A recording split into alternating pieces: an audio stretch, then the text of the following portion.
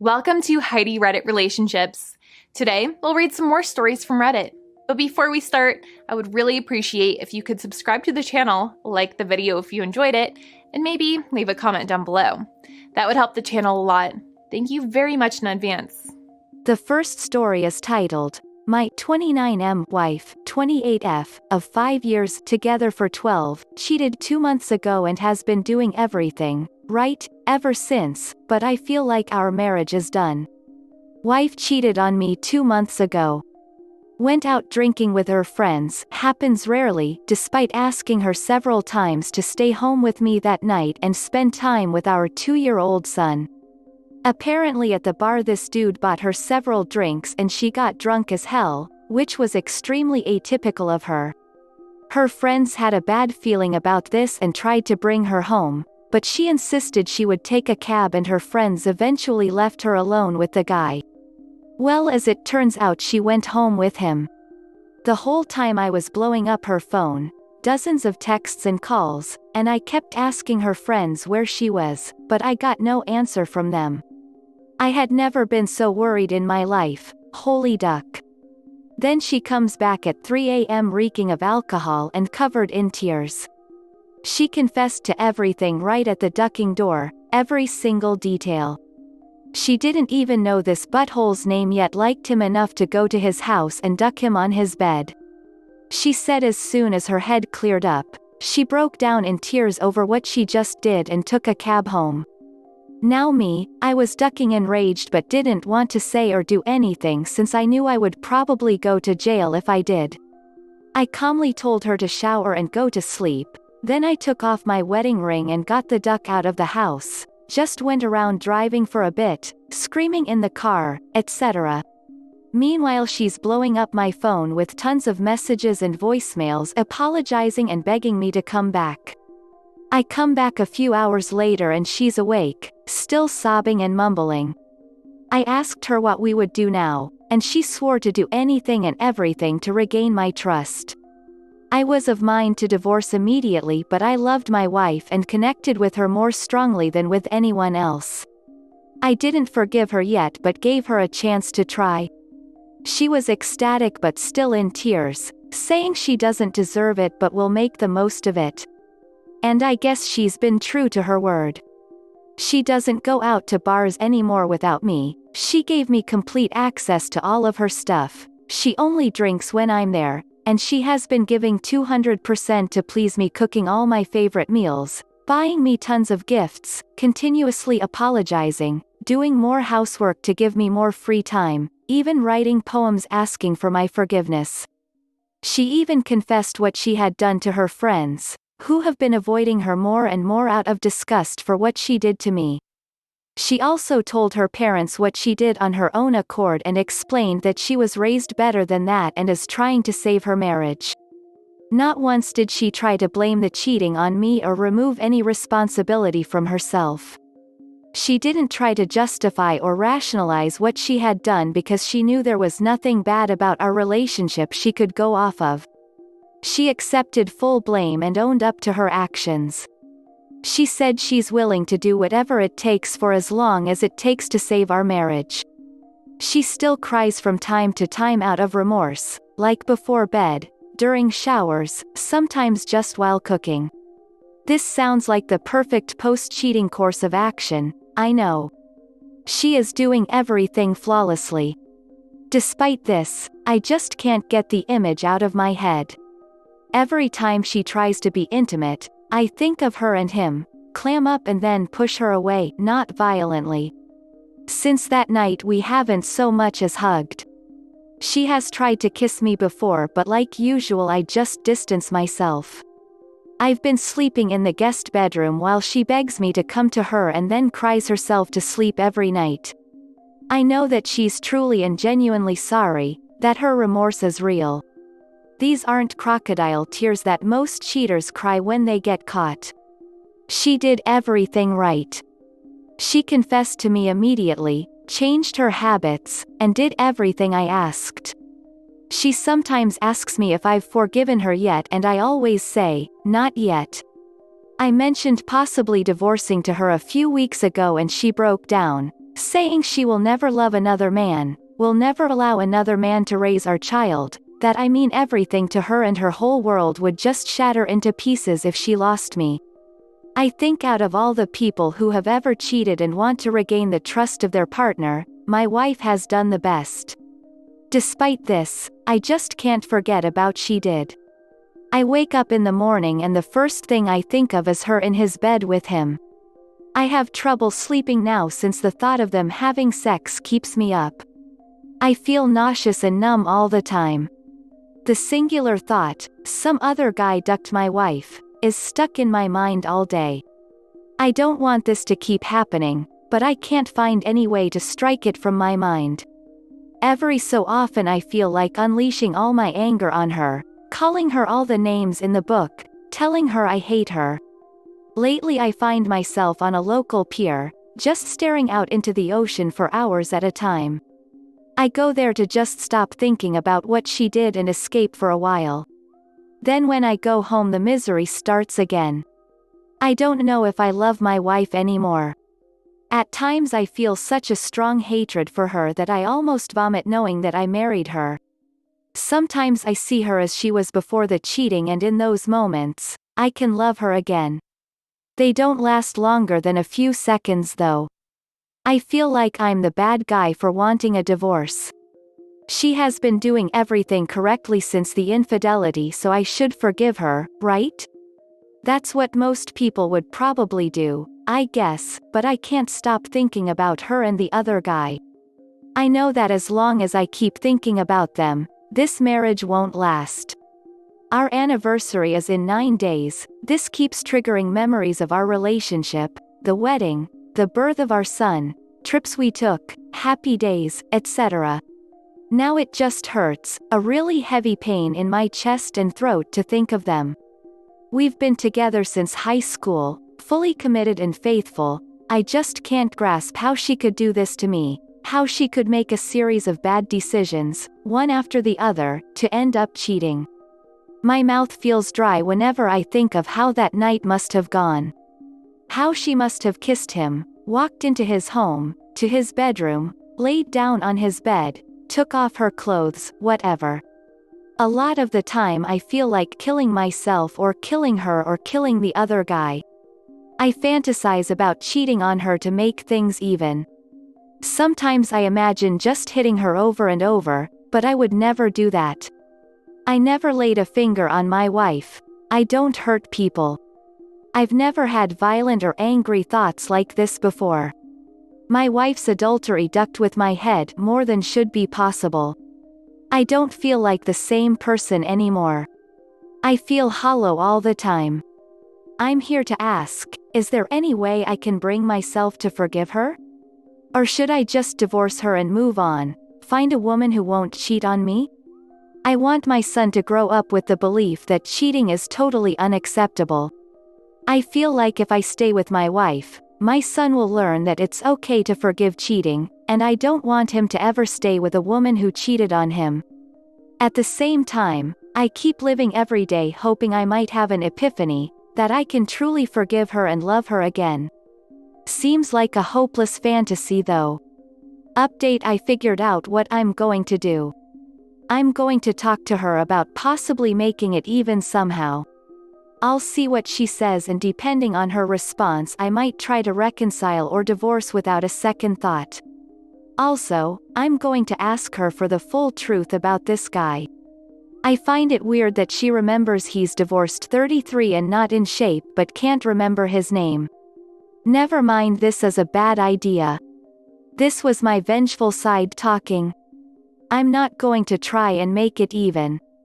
I'm just going to get the full truth out of her and then steel myself to suggest divorce.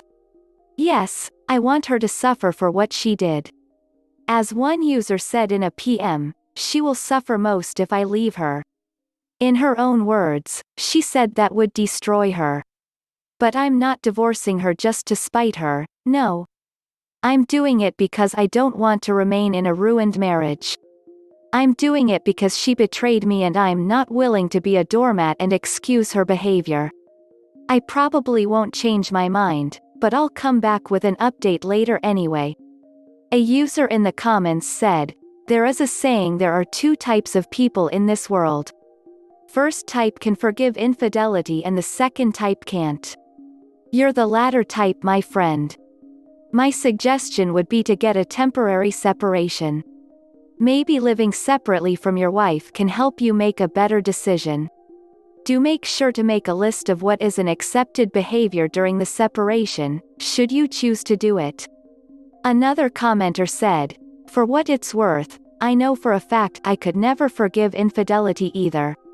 I get legit angry when I read updates on here where people forgive the other person so easily. The badass people who have my respect are the ones just like you, who recognize the terrible deed and are unwilling to be a doormat. The ones who refuse to be treated poorly and cheated on. I don't care how drunk you are. Booze doesn't change morals or character. The only weak person here is the one who spread her legs for a stranger. The one who let herself be tempted and refused to woman up and go home to her husband and child. There are plenty of single women out there who would never cheat on a good man. Your wife is not one of those women." The next story is titled, "Update My 29M Wife, 28F, of 5 years cheated 2 months ago and has been doing everything right since then, but I feel like our marriage is done. Meant to write this yesterday but didn't get around to it. I thought long and hard about what to do after reading all the responses and PMs, one of which said I deserved to be cheated on, and even had a phone conversation with another Redditor who was kind enough to lend me his time. I confronted her for the full truth yesterday. Same old stuff, her crying and apologizing and begging for forgiveness. She didn't remember his name since it didn't come up after their introduction, and she said the reason she kept talking to him was because he was practically drooling over her beauty and she took pity on him for being recently divorced, losing his house, custody, money, etc. So basically, my wife tried to comfort him and got her ego stroked at the same time, then ducked him. Her phone was on silent the whole time, very unusual of her, but she wanted to hang out with her friends undisturbed. I suppose calls from her husband were considered disruptions that evening. The fact that she gave him what I interpreted as a pity duck made me lose the little respect I had left for her. She swore on her life that she would do whatever it takes for as long as it takes to regain my trust and save our marriage. I asked her what lengths she was willing to go to and she said if what it takes is me having sex with another woman right in front of her, then she would go for it. If it took having a half-open relationship on my end, then she would do it. If it took her admitting to our son, when he's an adult, what she did, she would do it.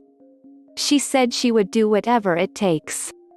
I'll admit, I was surprised and touched by this. In that moment I understood that my wife was truly remorseful and loved me beyond measure. I saw that her apology, her efforts, everything she had done was genuine. I believed that she would certainly erase her crime if she could. I loved my wife. Then I remembered that many people go through life without ever cheating on their partner. That there are women who would never put themselves in such a situation that could lead to cheating. For the 12 years of our relationship, I have not strayed once, despite having several opportunities to do so. And I know that I deserve a woman who won't betray me. My wife did all she could to try and atone for her infidelity, but once something is broken you can't restore it to what it once was. I'd rather be unmarried than stay in a once broken, repaired marriage. Even if I took her back, the marriage would never be the same again, and I'm not going to torture myself with such a life. I don't want to constantly be in paranoia, wondering if my wife truly is at the grocery store, if she is actually working late or hurting me again. I told her I wanted a divorce, and she broke. I explained to her why despite her pleading. She got on her knees and begged at my feet, saying that she would rather die than be without me. I told her that actions have consequences, and I will never forgive her for cheating. She kept crying and I told her to move back in with her parents for the time being. I said I would take care of our son, but she's allowed to visit him anytime. She kept crying and begging, but I was firm on this. She's moving out in 2 days. I plan to meet with a divorce lawyer soon and get the ball rolling. I'm not sure if time away from my wife will change my feelings, but I strongly doubt it. She made her bed, now she can lie in it. I guess that's it. I'm going to divorce her and hopefully get my life back together. I know it's still too early to think about these things, but I've already decided to remain on civil but minimal terms with my wife when we are divorced. Never will I entertain the idea of reconciling with her, but I will be polite in our future interactions solely for my son's sake. For the next few months that we're apart, I'm going to make the most of it. I will focus first and foremost on my son. I will periodically check in with my wife's family to see how she is doing. I won't go out and mingle with new women until I'm divorced. I will spend more time at the gym to let out my anger. I will focus my free time on my hobbies, playing the piano and painting, also as a way to let out my emotions. I won't update anymore. Thanks to all who gave advice and tried to help me make the right decision. I'm confident in what I'm doing, and I pray things work out for me. The next story is titled, My Girlfriend of 2 Years Cheated, and I didn't find out till she was engaged 3 months later, but I got the last laugh. Hello, first time posting and all. To be honest, I've been a little worried that my ex might find this since she might recognize my username, but it's been 4 years since the split, so duck it and duck her. Also, if this isn't the right subreddit for this story, please let me know. But buckle up, this is going to be a long one. I met my ex when we were both attending college. I was 24 and she was 22. I had never really dated much before her. I had just gotten out of a toxic year-long relationship that didn't work, but we were amicable. The other girl was seriously depressed.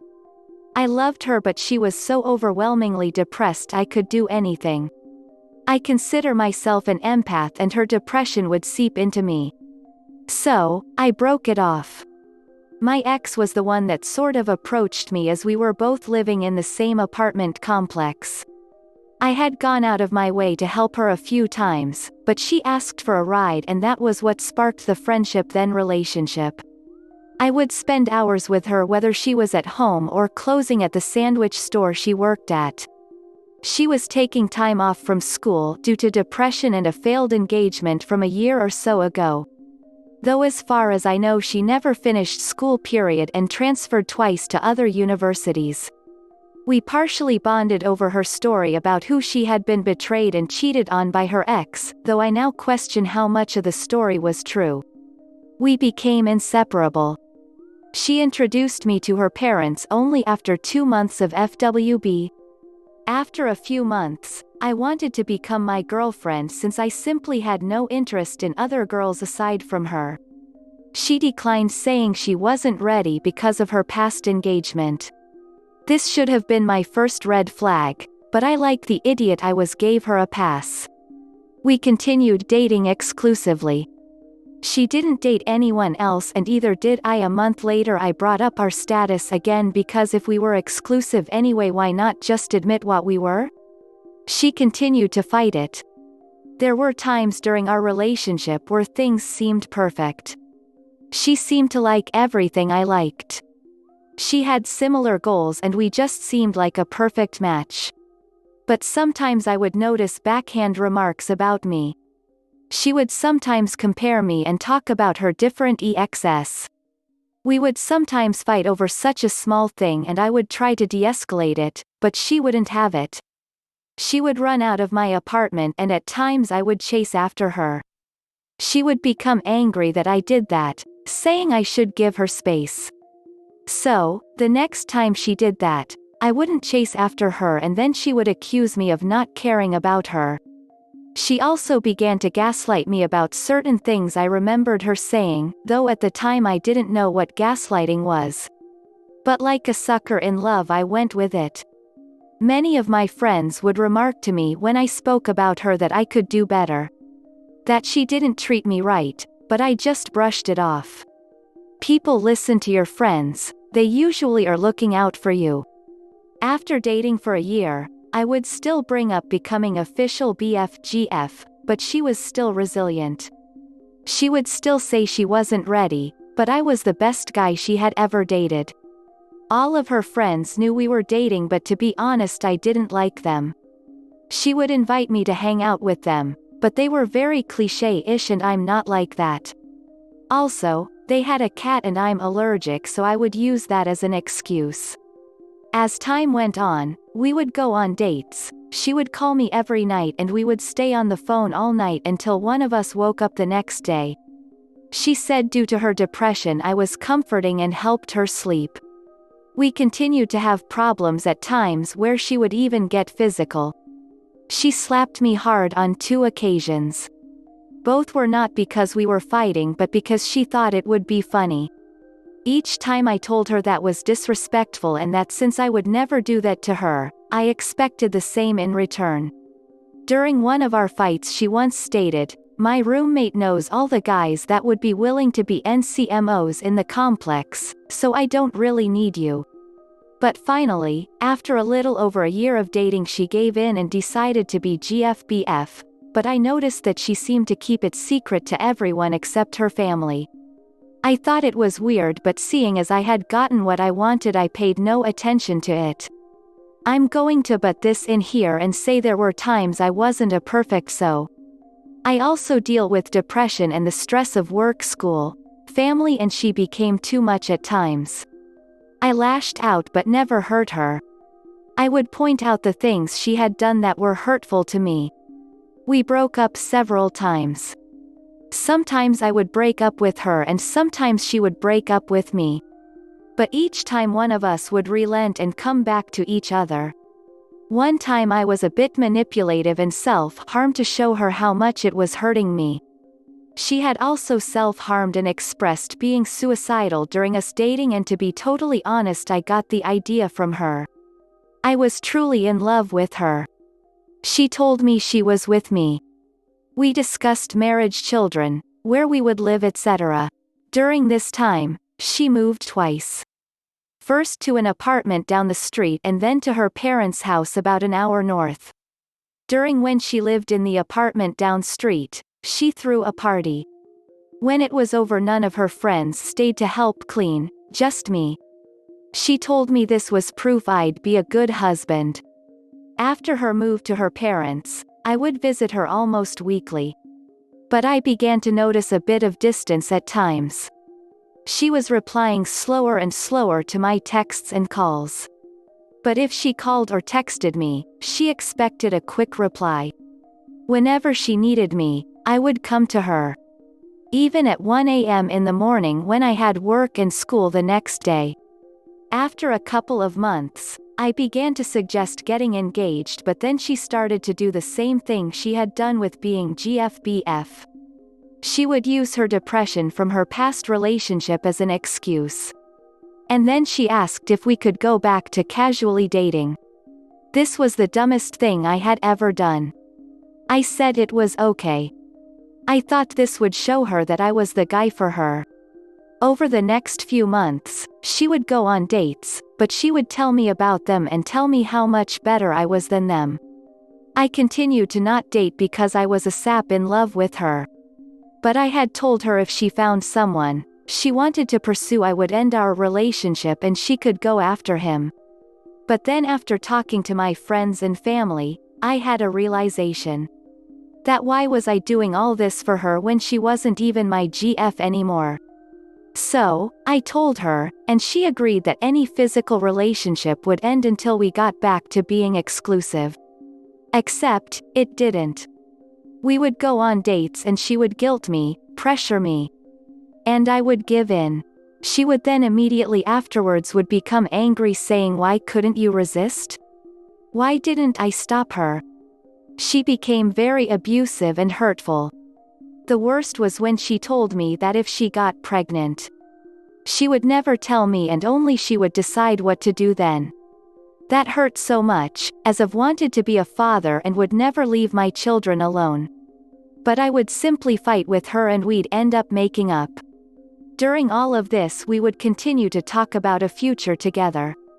She would see a mixed baby, I'm Latino and she was white, and say how she saw the cutest baby that could have been our baby.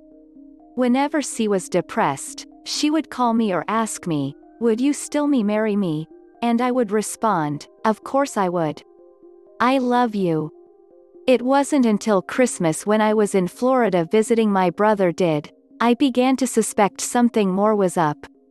I'd text her. She wouldn't respond. I'd call her to do the phone thing at night, but she wouldn't answer. But one time she called and asked if I had some movie on DVD, and when I asked why, she said I wanted to watch it with my family, but I could sense something was off. When I came back from vacation and started the new semester of school, she came to visit me, sort of. She came to my university for some reason and lost her Fitbit and called me to help her. I came to help, and she spent some time together, but I could feel something was different. She then told me she wanted me to come visit her in 2 days at her parents' house as she had something to talk to me about. It was then I knew what was coming. I talked to some of my friends and prepared for the worst. When I got to her parents' house, it was late.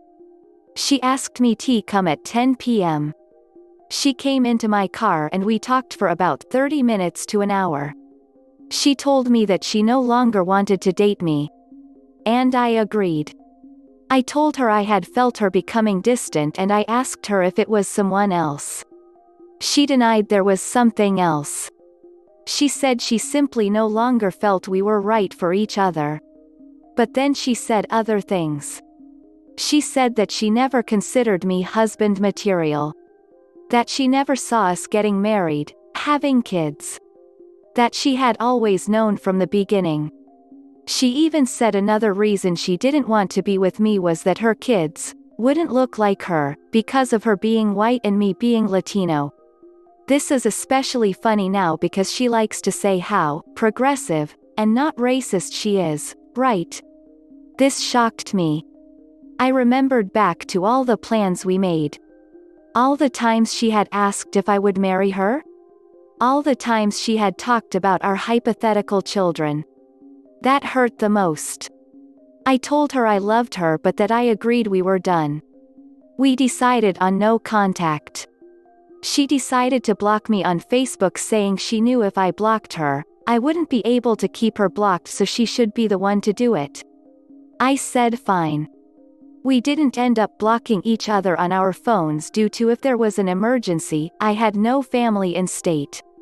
As I drove away, I felt sad but also felt as if a huge burden was lifted from me. For the next month it was an uphill battle. I would be depressed at night. I realized she had made me codependent on her. I had become accustomed to her nightly phone calls. I felt very alone. There were many nights on the floor of my room in tear-filled agony. But I threw myself into my work, my school and my friends. But then, about a month later, I got a call from her early in the morning. I answered thinking it was an emergency. It wasn't. It seemed as if she had but dialed me, but that didn't make sense. We hadn't spoken in a month. What were the chances of her, accidentally, calling me? I could hear a conversation but only bits and pieces. I could hear her voice but also a voice I didn't recognize the other voice. It was definitely a guy. I heard something about snow, and I swear I heard my name mentioned, but then the call ended. I know I shouldn't have, but I reached out to a few friends and heard she had started dating someone. I then reached out to her, I know I shouldn't have, and asked if she was all right. It took a few days for her to respond. She then said she had but dialed me, but she had wanted to speak to me.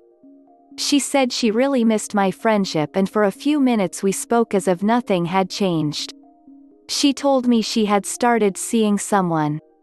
I told her I had heard, and she asked how, and I told her from friends. By then I had seen a picture of the guy. She began talking about him and about his flaws. I just listened, but I began to feel weird about it. She then spoke about his hair being weird and I responded, it is a bit, but I guess she had been speaking about his hair years ago and then began to question how I knew what his hair looked like back then. I responded, sorry, thought she was talking about now. She then told me that she had recently been getting a lot of random friend requests on FB and she asked if they were me. They weren't. We ended the conversation shortly after. And I began to have a weird feeling about it. I was sort of happy for her, but the more I thought about it, the more I realized I didn't want to continue talking to her. I messaged her the next day and told her, while I liked talking to you like we used to, I think we should continue to not speak. She agreed. I then proceeded to block her number. A week later, while on campus, I noticed I had a voicemail even though my phone hadn't rung. It was from her asking if I was home. She came to drop some things off. I personally felt like there wasn't anything worth her returning, and it pissed me off that she had come and dropped the stuff off at my front door since no one was home. I became really annoyed. I had told her no contact anymore. I then decided to write her an email. I told her basically that I had loved her with all my heart, but that she had mistreated me in a lot of ways, lied to me, etc.